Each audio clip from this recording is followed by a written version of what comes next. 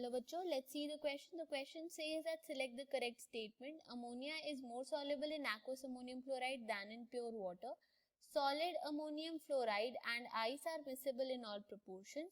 Both the statements are correct and none of the statements is correct. तो इस question में हमारा की कॉन्सेप्ट है अमोनिया. तो अगर हम अमोनिया का रिएक्शन लिखे वाटर के साथ, तो जब NH3 रिएक्ट करता है वाटर के साथ तो हमारे पास फॉर्मेशन होती है NH4OH यानी कि अमोनियम हाइड्रोक्साइड, जो कि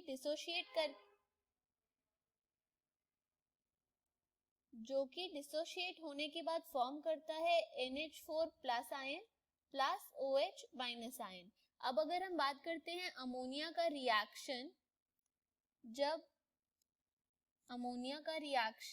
जब NH4Cl यानी कि अमोनियम क्लोराइड के साथ होता है तो ये हमारे पास एक बफर सॉल्यूशन फॉर्म करता है. बफर सॉल्यूशन जिसमें हमारे पास जो अमोनिया है ये वीक बेस की तरह एक्ट करता है और जो NH4Cl है उसमें से जो हमारे पास NH4 प्लस आयन है ये कॉन्जुगेट एसिड की तरह काम करता है. तो ये हमारे पास एक बफर सॉल्यूशन फॉर्म होता है जिसकी वजह से हम कह सकते हैं कि जो NH3 है will be more soluble in ammonium chloride.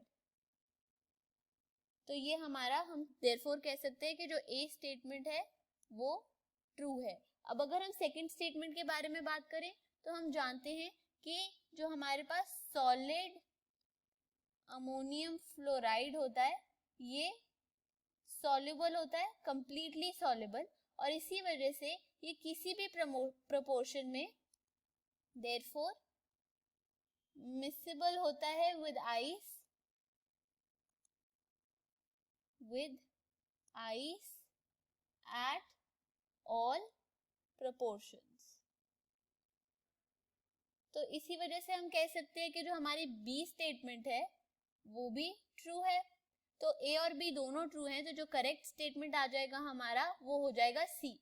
I hope you understood the question.